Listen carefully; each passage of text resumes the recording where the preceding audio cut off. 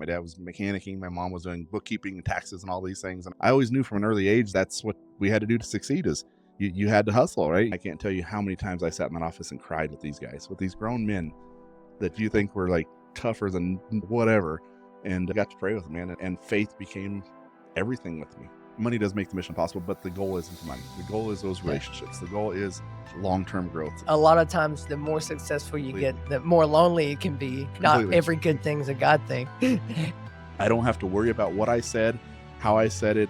I don't have to think about any lies that I've brought up.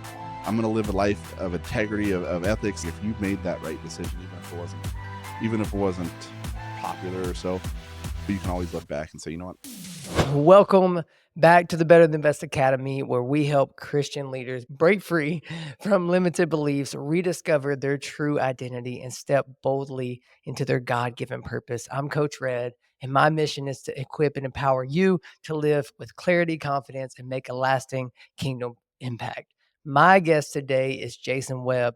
Jason is a seasoned entrepreneur, business coach, marketing strategist, and he has a powerful story of overcoming adversity and turning challenges into opportunities. After earning a degree in economics, Jason launched multiple ventures, navigating through economic downturns, personal hardships, and even the brink of bankruptcy. But through it all, his faith in God, commitment to his family, and service of others has never wavered. So, Jason, before we get started, first, thank you for sharing your knowledge and your story with my audience. And I love to open with this question from time to time. What is the outcome that you're looking to achieve in our time together today? That's a good question. There's a lot of things that I could say that we'd like to achieve in this time, but realistically, I think the ultimate goal would be just to get those people that are on the verge of thinking if they want to start their own business, if they want to do this or they want to do that, to take that first step. Don't be shy about things and know that there's going to be failures in your path along with everything that you do, but we learn more from failures and successes, and just to keep moving forward and trusting God. So I think that's the biggest goal, trusting God. I love it. I think that's a great goal, and I think that's what we'll accomplish today. Now, we had a pre-call and we got to know each other a little bit, but I know most of my audience is probably new to Jason Webb, so I would love to start our conversation with that idea of tell me, who is Jason Webb? All right. Well, I'll start by saying I'm a man of God first and foremost, husband, father, entrepreneur, serial entrepreneur, done a lot of things in my life with businesses, my hobbies. I love building businesses and I love helping people. I work in a lot in men's ministry. My faith is a huge part of my life. I would tend to think personally there's not a lot to me, but I think probably a lot of other people would say different. I don't like talking about myself because it's not about me, it's about God. So For sure. it's tough when you ask that, man. But I'd say first and foremost, a man of God and a husband, and been married for going on 9 years now. We'll get into the story with that. And then also was a single father for 9 years previous before I met my wife now. Now we have 4 total kids. I have my 2 older daughters and my two sons now from my wife now. But those are the big things, man. Man of God, husband, and father. I love it. What was it that got you into doing all these, making all these businesses, getting on into all these adventures? I'm so curious. Perfect, brother. That's a good question because I started early in my life. We grew up in a very blue collar neighborhood, very poor, very downridden area. I'm in Colorado. I'm based in Colorado here, and this is where I've been all my life. We've been here 3 generations. My grandparents moved here, and this is where we've been. But where I grew up, we struggled. My dad was a truck driver. My mom was a teacher. They always had side businesses to make ends meet. My dad was mechanicking. My mom was doing bookkeeping and taxes and all these things. And I always knew from an early age that's what we had to do to succeed is you had to hustle, right? You had to have extra Sure. things going. And so early on in my life in grade school, I started a little business there where I was actually buying the big Jolly Rancher candies and selling them in Love it. bulk and making some money on the side until the school kind of caught wind of that. And they shut me down on that one. But that was my first foray into entrepreneurship and saying, look, I can do this on my own. And so that's where it started in my teens with my dad being a mechanic, my grandpa mechanic, all these things. We started flipping cars and older cars, hot rods, this type of stuff. I still tinker on those from time to time. I love doing that thing. And I was the only 16-year-old that had 4 cars at that point, but none of them were great. I had a couple Jeep Cherokees that we were flipping, had some other ones that were really cool, but it was something that we always did. We were always just working. Like that was, when I say that's my hobby, was building businesses. That's what we've always done. And I just enjoy that piece of using my hands. And it comes from the Bible, right? We're Yeah. supposed to be using our hands. We're supposed to be working. So As you mentioned, like, I can remember for me, my first business was burning CDs. I know some people are probably like, "What's a CD?" I would make CD mixtapes because back then it was all the hip hop that I listened to, and I'd be selling those on the side, or then I became a rapper, so then I'm selling my mixtape. But I love that. As you mentioned, your relationship with God is such an important aspect of what you're doing, and I'm curious, how has your understanding of your identity in Christ influenced your entrepreneurial decisions?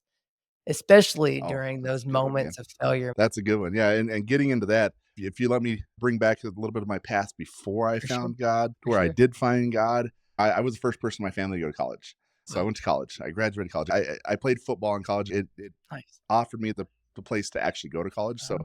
that was really cool. But after that, I was like, man, I'm gonna take over the world. I graduated college. That's all you need. And in my family, nobody else had Yeah. ever done this. And so I started a marketing company again, thinking it's all on my own, right? Nothing about God. I knew God, but I didn't have a relationship with God. Mhm, My family, we didn't go to church a lot growing up. My parents wanted me to mhm. make that decision on my own, and found that later, which we'll get to that. But I was going to do all this on my own. I started a marketing company. We were putting billboards in the back of semi trailers. Buddy of mine and me, we actually came up with the process, the whole thing. We had it patented. Went through 40 different iterations of this. My dad being a truck driver, mechanic, all these things. It was the people that I knew, was industries that I knew. I grew up around this stuff. My grandpa was a truck driver mechanic, and then just like this is a family thing that we did. And so we started building this company, and me not really knowing what I'm doing and not being I'm not afraid of anything or starting conversations with anybody. We had a conversation. We had an audience of the United States Postal Service. We got in front of them. We actually Wow. presented to them. We almost had a contract signed to put these on all of their vehicles. And we had hired a CEO at the time that we thought was older, or he was older, but thought he had more knowledge than us. And he put out a press release the day before the contract was signed, and we lost it all. We had a valuation of $300 million. We had a big company that was going to come out and buy us and take us over. And my career would have been set. I'd have worked for them for the rest of my career. Of course, that didn't happen because the contract wasn't signed. We ended up losing it all. Oh, And everything crashed and burned after that. It was a very tough time in my life. But again, didn't have God there, as we go back to your question. yeah. So after that, I started real estate. I was still working into that real estate as I was transitioning the flow, and started working at a title company and started building that up. That's where I met my daughter's mom, and I had two daughters with her. But as we started Sure. building this business up, market tanked in '08, as a lot of people know, and we lost everything there.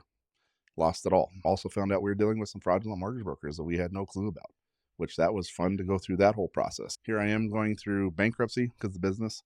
I ended up going through divorce, became a single father, going through legal issues with the business. Had no idea where my life was headed. Here I was, mid to late 20s. I'm like, what am I doing? What is happening? What is wrong? What I had everything planned out. Everything was good. Everything was ready to go. I went to college. I did all this stuff. And come to find out, I didn't have God. And so I'm sitting there with Mhm. my brother-in-law in the court parking lot as we're going through our own issues. And he asked me to pray. He goes, hey, can we pray? I was like, yeah, of course. Let's pray. What can I hurt? So we're sitting there and I'm bawling my eyes out. And he is as well, as we're praying. And we go in, and it didn't end up being as bad as we thought it was going to be that day. And he goes, let's go to church this Sunday. So I went to church. And I'm still part of that same church. Oh, And that was on the court things love are that. Thursday or Friday. I don't remember the exact day, but went to church. And the message is, as how this happens, the message was like looking Oh, right yeah. at me, speaking right to me, Oh, exactly yeah. how God wanted it to happen. And the message was about Oh, not man. having the right people around me. So I came up and talked to the pastor For afterwards. Again, I'm sure. not shy. So the pastor goes, hey, come to my office tomorrow. So go to his office on Monday. From there, he goes, I can see that as we talked for a couple hours. And he goes, hey, I'd like you to come to the men's group on Tuesday night. Which you go, so Sunday, church, Monday, his office, Tuesday, the men's group. I'm like, going from nothing to every day here. I'm like, okay, God, what do you got? For I've been sure. going down the wrong path. Oh, I gotta try it. Let's see what happens.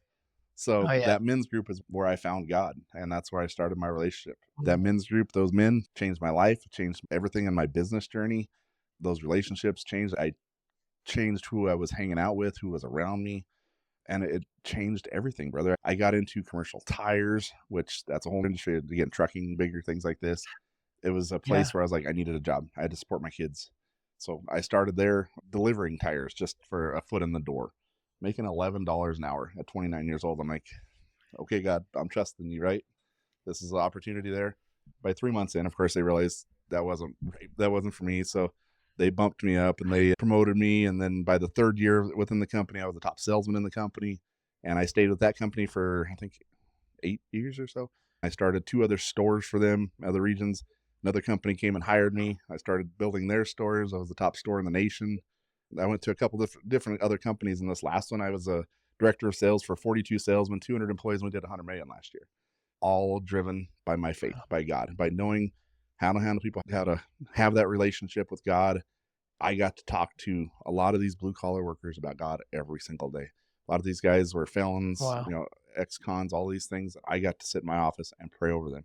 I can't tell you how many times I sat in that office and cried with these guys, with these grown men that you think were like tougher than whatever. And I got to pray with them, man. And faith became everything with me. And that's the shortened version. I know we ain't got too much time and I've been talking a lot, but that is the shortened version of how before No, God and no. after God. You made that key distinction of how important it is to have that community. Community is so valuable, especially those men's group. And I think that's a valuable insight in itself that men need other men to speak to grow with. Yeah. And part of my program, I always like to say it, we're refined through relationships. And it's, you're not going to, iron sharpens iron. We hear it in the Bible. And I love that idea of really how that was such an important piece to your puzzle. And such an interesting journey. You started having these deep conversations with these blue collar men. And you mentioned how sales became a thing for you, Yes. right? And I know some of the people in my audience that they might be fresh on this entrepreneurial journey, fresh in sales. And I'm curious, what would you say to someone who's maybe struggling in sales? Like they're solid in the way that they coach or Mhm. provide their service, et cetera. But when it gets to that selling portion, they almost freeze up and stumble to save their fees and stuff. Like, what would be that bit of advice or eh, help that you would share to Yeah, no, them? of course. My moniker is the profitable salesman. I've done a lot in sales, but what I really found that I'm good at is all of this stuff before the sales, before you really get to that sale. And Mm, that's where I think coming to an audience that's saying, hey, I have a great product, I have a great offer, I have all these things, but they do freeze up in that sales part. It's okay, how have these mhm. conversations started? How has the relationship been? Because when it actually comes down to the ask for the sale, if you've done all the pieces up to that point, the sale becomes it's very easy. It's just an ask. It's just, hey, this solves your That's problems, great. right? Yeah, of course. Why wouldn't you do this then? Like it's a value proposition. It's different. So I don't ever come at a sales as a hard sale, as like a used car salesman at Yeah. all. It's all about the relationship. Yeah. It's all about the relationships that I've had in my path, and so that's what I've utilized and that's what I teach when it comes to sales is how do those relationships look for you? Because if it's a transactional relationship, it's never going to last. Like you might make a sale now, you might make some So money good. now, but you're not going to be making money a year from now, or 2 years from now, or 10 years from now. Like I have clients now that I still sell things to that I started 15 years ago when I got into tires. Like I have one client here that when I moved away and started consulting the stuff, he called me, he goes, hey, what are you doing? I told him, he goes, I want to do something with you. I said, I know we're close friends and this and that. He goes, well, I can't touch any pricing. He goes, I don't care. His pricing was that it wasn't even an object. He goes, you're my buddy. I want to buy things from you. I said, okay. And it's because of That's the awesome. relationship side. And so those dollar figures, those value, those things go out the door when you have the relationship. So it's how do you live your life? How do you do that every single day? Are you acting like Jesus? Are you coming to it as a serving perspective? Or are you looking to gain something from it? Always come at it that you're trying to serve, that you're trying to provide value. The money on the backside, all those values, all of that stuff will be provided. It's biblical. Like God will provide for us. We serve Come on. first. If you go and you come at that from serving first, you won't have any worries. Your business will thrive. That's so good. And I agree completely. And that's something that I definitely had to learn because my first experience in sales is I actually did sell cars. I've sold a So lot of them. That's why I talk unfortunately, about it. yeah, you get it. And unfortunately, it was a lot of Yes. unlearning for me. And I love that idea of serving. And I think I heard someone else say it. It's that connect, serve, ask almost. Like that's the framework. Yes. Is Yep. if you've done the work beforehand, then the ask is just a simple, this is what's going to help you. I know you've probably helped plenty of business owners and coaches, whoever they may be, those profitable salesmen. I'm curious, like, what's been one of those big client win stories that you love to share? Of course. Like I said, I've consulted and I've coached a lot of businesses, a lot of entrepreneurs. I still do that. I started a company called My Lead Co. So My Lead Company. Basically, what I talk about is My- that top of the funnel type stuff is how do you get in front of the right people? What do those conversations look like? How do you start those relationships? Because like I just said, the sales aspect, Yeah, it all starts from there. And so that's what we do as a managed service Sure. through MyLeco, is getting in front of those right clients. And so some really big That's wins awesome. just recently. It seems every single week there's some big wins, but just recently I had one giant Okay. client that they're testing us out with 5 people, and they have a total of 250 sales reps. With the 5 people, we've Wow. only had it running for 3 weeks, the system that we do. Mhm. And they booked 5 calls. Each of them have booked 1 call. Each call is worth $100,000. Nice. And so even at a Wow. close rate right now, we're Awesome. seeing much higher close rates because how we handle the conversations, how we handle those relationships. So something that's usually a 10% close rate, we're seeing a 50 to 60% close rate because of that relationship, because of how those conversations have happened. And so right there's a $500,000 win, or potentially, for them. But even on lower case, if we say we even do the 20% that's still $100,000 for 3 weeks of our services Yeah. and getting in front of the right clients. I have one other entrepreneur that I'm working with. She's a marketing company, and it was actually it wasn't something that she was trying to go for. She was actually doing a speaking gig, and we built out this campaign to get in front of the right clients to come to this event. The event ended up not happening because I don't know, they had some kind of issue with the venue or something, but she still booked 2 days worth of calls to fly out to where this was at Wow. to have these meetings. And one of them ended up being a meeting where she sent off a proposal to be a fractional CMO for them, chief marketing officer. And it was a $120,000 a year contract where she's going to be spending maybe 10 hours a week Nice. with them, and completely wasn't even like on the radar of this happening. And she told me about it. I was like, you got to be kidding me. This wasn't even what we were trying to do. So, so we see So these crazy. wins all of the time. And it's the really cool thing is, I know we talk big about the numbers. Money does make the mission possible, but the goal isn't the money. The goal is those Yeah. relationships. The goal is For sure. long-term growth, and the stuff that we're seeing, these relationships that are being built. Man, it is incredible. One person, just another. Yeah, I have a lot of these. I can throw them off the top of my head. Yeah, for sure. Another one For is sure. a speaker that I work with. He is one of the top 25 most influential speakers in the nation right now. He's a leading That's awesome. author.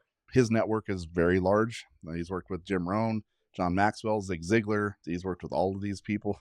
His last book is endorsed by a few very big name senators. It was sitting at Donald Trump's desk. He has conversations with him on a regular basis. Like, just leading and building these relationships up with faith and seeing how God is putting these people into our lives. It's Mhm. holy moly. Like, how does this work? Like, the only thing you can attest it to is God, and God just saying, I'm following you, God. I'm abiding in your word. I'm just holding on to you. I don't care about the fruit because you're going to provide that fruit for me. I just want to hold on to you and keep my eyes focused on you. I love how at the core of all of it, yes, the business is great and all those financial wins are amazing, but at its core, it's the connection, it's the serving, and it's the keeping the main thing, which is Yes. God. And I love that that's such a pillar in what you're doing. My audience, and I've got a few different people in different places, and I even think of myself too in some of these categories. But what would you say to that person that maybe they ventured out and they've just started getting into making the right connections, building the right networks to grow their service-based business? Like, what would be that first step for them to The take? first step is pray every single time, because what you will find as well is there will be a lot of connections that come in front of your path that you're like, oh, I think this could be great. Pray about it, because the enemy is going to try to That's so good. distract you. The enemy's going to throw people at you that think, hey, Yeah. this could be great. This could be grand. This could be huge. But you need to pray that God will keep that stuff out of your path, that he will prune things off of you. I just talked about abiding in and thinking of God providing this fruit. Think of Mhm. it as a vine dresser, where vine dressers, they're growing the fruit, they're growing the grapes in this situation, but they're cutting off things that are not going to help provide the sweetness to that fruit. We've got to think of God as Yeah, that vine dresser, that no matter what's in our lives, there's going to be things thrown at us from every way. And we can't see all of that and what's coming at us, but God does. He knows. And so yeah, we have to trust in him that he's going to prune those things that don't need to be in our life. And that could be good things that we for think are sure. amazing, but Yeah, also God could have something 10 times even better. So we just have to trust in him that he's going to take those things out of our lives that don't need to be there and provide the things that are going to be there. And so pray about everything. Bring God into every piece of your conversation, every one of your decisions. well, If you're like, hey, God, I have this great product. What do I need to do with it? This is yours, first off. It's his business. We just have to be stewards of it. So what do we do well, with this? God, just trust in that and trust in your intuition when he's talking to you. So everything that I do, yeah, I pray about first. And I've had to learn to do that because, as you heard at the beginning of this, I always thought it was about me at first, and I could do this. I couldn't, brother. well, And do I still make mistakes all the time? There's times I do think that's God, and I learn later that it wasn't. So it's definitely not perfect, but I do think it's getting better, and there's still prayer every day.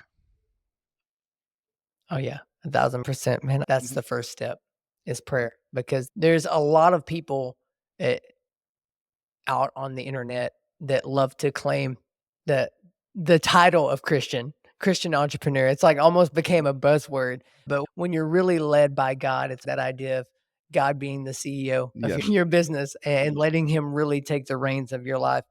It's challenging, I feel like, for a lot of especially young entrepreneurs because it's like you said, you almost get to where you were in that space fresh out of college before really Yep. knowing God, that I'm invincible.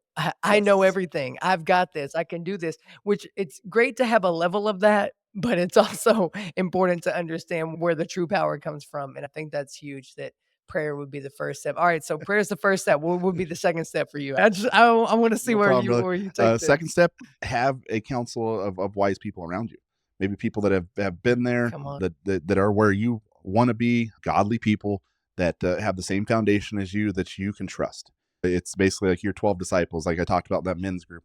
That changed my life. Being able to bounce things off of them and know that they had your best interest at heart, that they weren't trying to benefit themselves off of this stuff. Basically, being able to speak it, and it doesn't have to be male, female, it can be whomever. Step away, and it Yeah, doesn't have for to be sure. like in my case, it wasn't my family. I love my family, and they have great ideas and things, but I needed Uh-huh. some outside counsel from business people, from just other sources that could Yep. really guide me and walk me down that path. When I would bring it to them and say, "Hey, what are your thoughts on this? What do you think about this? What is this something I should pursue?" And really sit and pray with them on it, and just wait. Sometimes God wants us in a holding pattern. So, yeah, second step is have that group of wise counsel around you. Come on. Pray, wise counsel, man. My life is so much better because the mentors and the counsel and the community in my Mhm. life, like, I always attribute that so much of my success that I have. Not only as it came from God, but it's came from having the right Yes. people, the right voices in my lives. Like, I think of my pastors, I think of some key mentors, even the men's group that I co-lead with our church, and it's like you said, it's so important to have those wise voices in your life. So pray, wise counsel. You got one more? Let's do one more. Of course. What would be that Pray, next yeah, step? pray wise counsel and then take action. Come Don't be on. afraid to fail. You're going to fail, but know that you're going to learn more from those failures than you do successes. And you have to learn, because if not, you'll keep making those same mistakes. And so Come on. don't be afraid to take that first step, because you think Elon Musk, you think Jeff Bezos, you think all of these big name people that they weren't afraid when they first started. I guarantee they were, but they took that first step and they failed and they failed and they failed and they kept going. And Come so as on. an entrepreneur, you have a never give up attitude. Pray, wise counsel, take radical Yes. action, and fail. I would say a sub step of that is be prepared to fail and learn from those failures. Mhm. I love that so much. I feel like another buzzword in entrepreneurship that really gets tossed around is that idea of freedom. And you've mentioned it a little bit yourself, and I think it was somewhere maybe in your website how you've achieved this freedom. And I'm curious, how have you managed to gain that freedom of time to be the dad and still be Well, successful? you have to define the what your idea of freedom is too, because as an Yeah, entrepreneur, come on, you'll work harder than you ever worked, clearly. but you have to really discern what your Yep, idea of freedom is, because a lot of people idea of freedom true. is money or the time to do whatever they want whenever they want, or the vacation. Like there's so many different variations of this, but my definition of freedom is being able to do what God wants me to do when He wants me to do it. Yeah, My time is His time, and so I know in that He's going to give me the time to have with my family, to have with my kids and come everything on. else, but also He's going to give me the time to work. And getting that realization, that's only happened probably within the Yeah, last 5 or 6 years, to say, look, my time freedom isn't going to be away from work, because what I found is my hobbies, what I like to do, I like to work, I like to build business, and so that's yeah, fun to me. But that idea of freedom for me is different than most people that are exchanging time for dollars. When you're getting paid hourly rates, that's not freedom to me.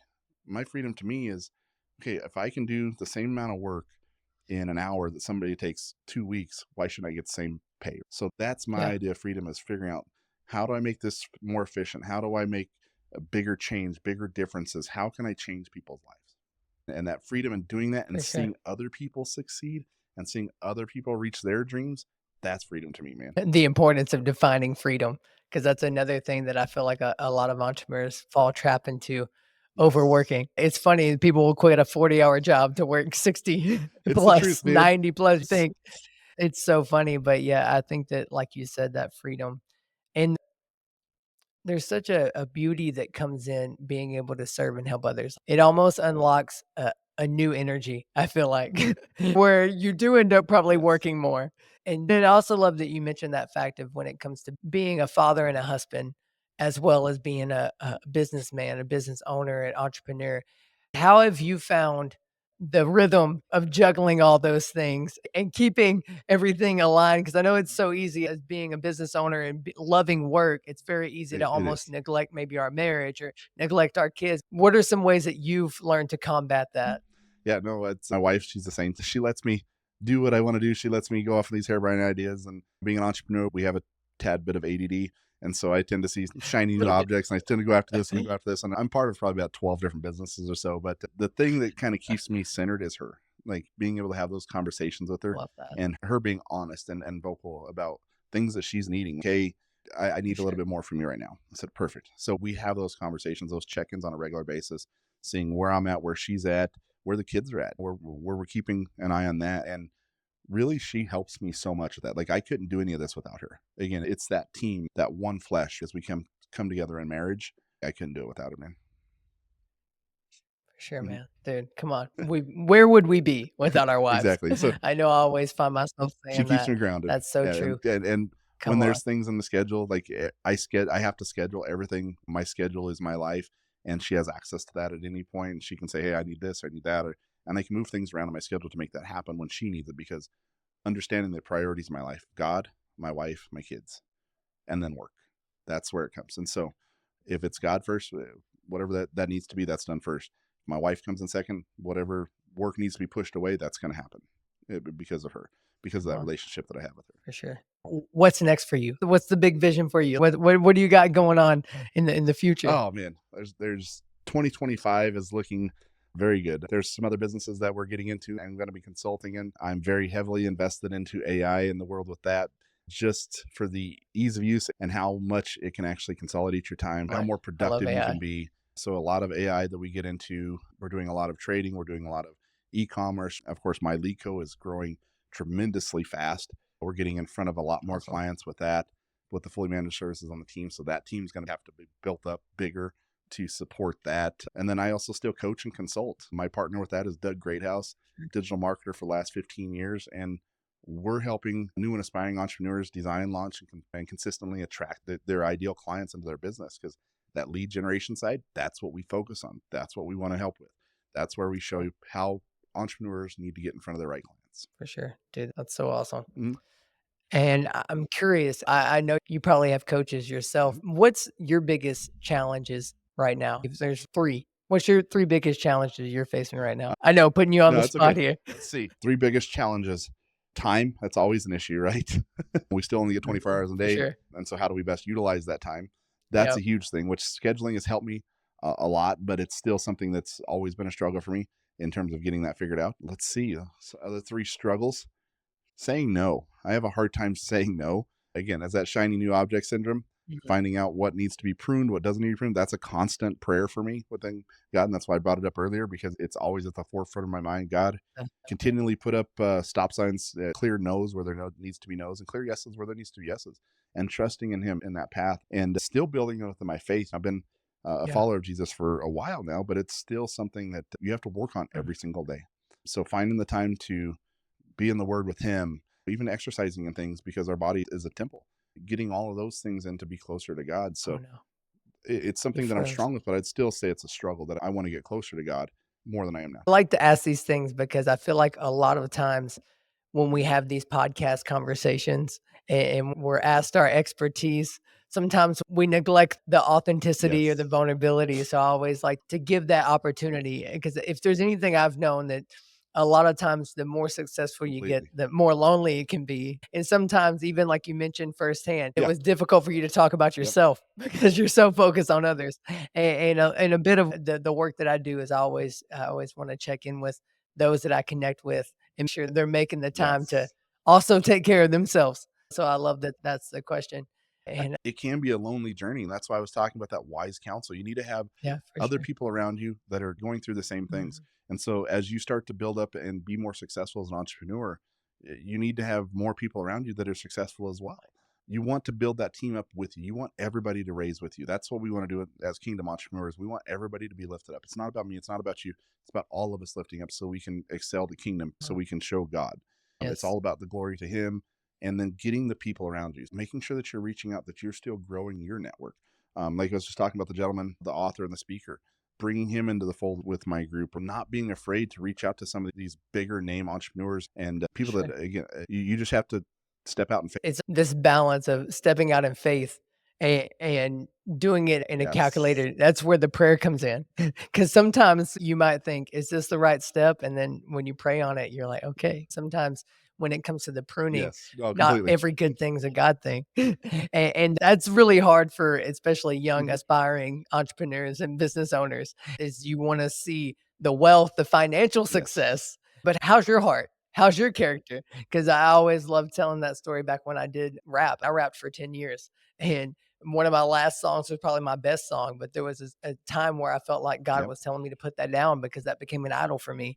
And I didn't realize till hindsight that if I would have been elevated to the stages that I wanted, I would have been crushed. And it was out of Yeah. that season of anonymous season of growth that I've realized that, Yes. oh, there was a lot of me that had to get worked out. And I think it's such an interesting part of our story. And I feel like we never Mhm. outgrow the need for support from others.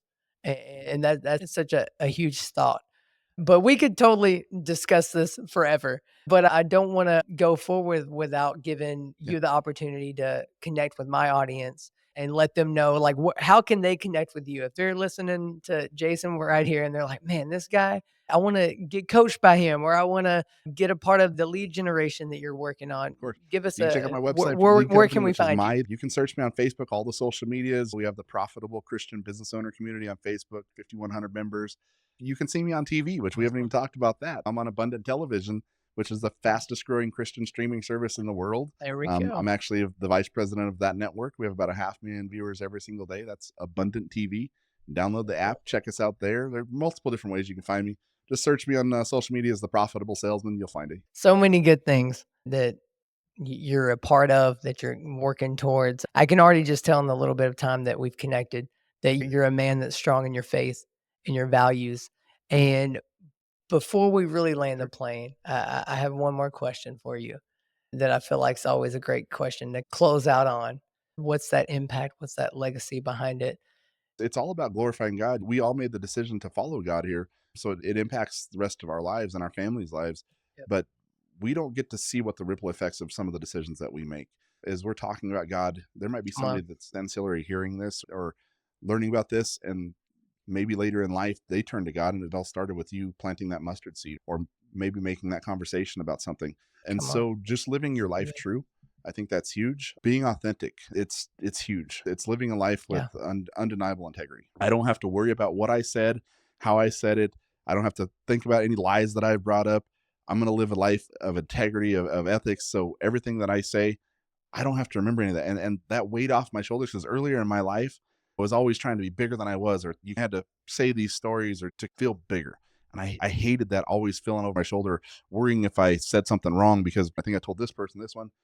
Now, So good. I don't have to worry about that at all. Uh, It's all about truth and honesty, and just being godly, like doing what God wants me to do. That's what my Period. legacy is, man. That I want my kids to look at me and say, you know what? He was a man of God.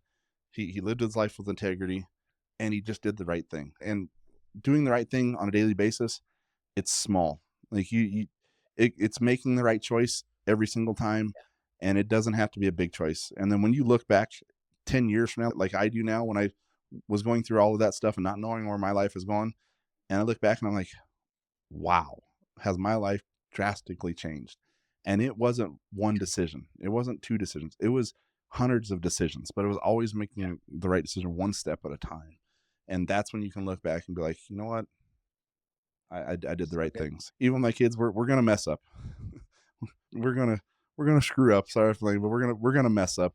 Whether it's raising our kids, whether it's running our businesses, it's not always gonna be perfect. Yeah. If you made that right decision, even if it wasn't popular, you can always look back and say, you know what, I made the right decision.